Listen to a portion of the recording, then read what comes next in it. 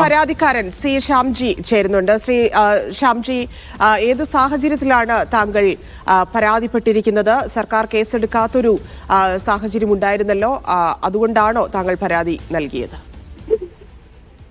ആലപ്പുഴ ജില്ലയിലെ പരമ്പരാഗത മത്സ്യത്തൊഴിലാളി എന്ന രീതിയിലാണ് പരാതി കൊടുത്തിട്ടുള്ളത്. ഇതിനകത്ത് ഈ മത്സ്യത്തൊഴിലാളികളൊന്നും ഒരു കുറ്റം ചെയ്തിട്ടില്ല.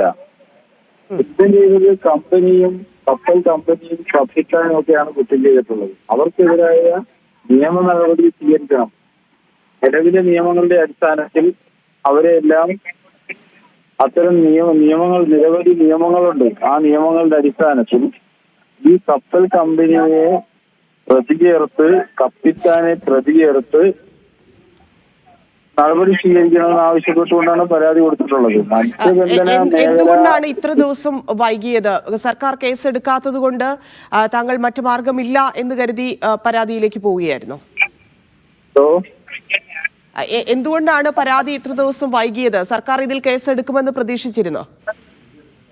അതല്ല, ഇതിന്റെ നിയമപരമായ പ്രശ്നങ്ങളെല്ലാം ഒരുപാട് സങ്കീർണമായ പ്രശ്നങ്ങളാണ്. നമ്മൾ പരാതി കൊടുത്തപ്പോൾ FIR ഇട്ടല്ലോ, കേസെടുത്തു, ഓൾറെഡി കേസെടുത്തു. നിലവിൽ പരാതികളില്ലായിരുന്നു, പരാതിയുണ്ട്. ഇപ്പൊ പരാതിയുണ്ട്, സ്ട്രോങ് ആയിട്ടുള്ള പരാതിയായി വന്നപ്പോൾ ഗവൺമെന്റ് കേസെടുത്തല്ലോ. കാര്യത്തിൽ സംസ്ഥാന ഗവൺമെന്റിനേക്കാൾ തൊട്ടു മുന്നേ കേന്ദ്ര ഗവൺമെന്റ് ഒരു നിലപാട് സ്വീകരിക്കണമായിരുന്നു. അവരും സ്വീകരിച്ചില്ല. സംസ്ഥാന ഗവൺമെന്റിന്റെ റോള് രണ്ടാം ഭാഗത്താണ്.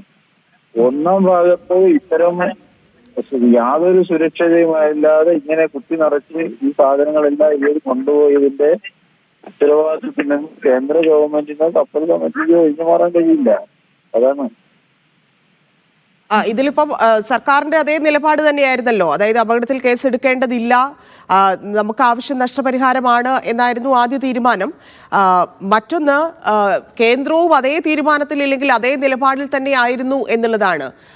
ആ സാഹചര്യമല്ലേ താങ്കളെ കൊണ്ട് കേസ് കൊടുപ്പിച്ചത്? അതെ, ഇതിലുള്ള പ്രശ്നം അതല്ല. ഈ കേസ് കൊടുക്കുന്നതുമായി ബന്ധപ്പെട്ട പ്രശ്നം ഈ മലിനീകരണം, എണ്ണ കടലിൽ പരത്തിയത് മത്സ്യത്തൊഴിലാളിയല്ല, കപ്പലാണ്.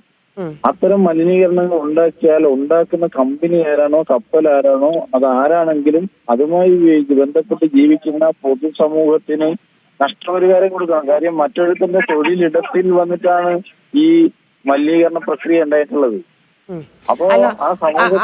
അല്ല, ഒരു സംശയം ചോദിക്കട്ടെ. അങ്ങനെയെങ്കിൽ അതിനുള്ള സമിതിയെ ഉൾപ്പെടെ സർക്കാർ തീരുമാനിച്ചിരുന്നു. ആ വിഷയത്തിൽ കൃത്യമായ ഇന്റർനാഷണൽ ഇൻഷുറൻസ് കമ്പനിക്ക് അതുമായി ബന്ധപ്പെട്ടുള്ള വിവരങ്ങൾ കൈമാറാനുള്ള എല്ലാ രീതിയിലും സജ്ജമായിക്കൊണ്ടിരിക്കുകയായിരുന്നു. അങ്ങനെയെങ്കിൽ നഷ്ടപരിഹാരം മാത്രം മതിയായിരുന്നല്ലോ, കേസിന്റെ ആവശ്യമില്ലായിരുന്നല്ലോ. ഇതിനകത്ത് കുറ്റകൃത്യം നടന്നിട്ടുണ്ട്.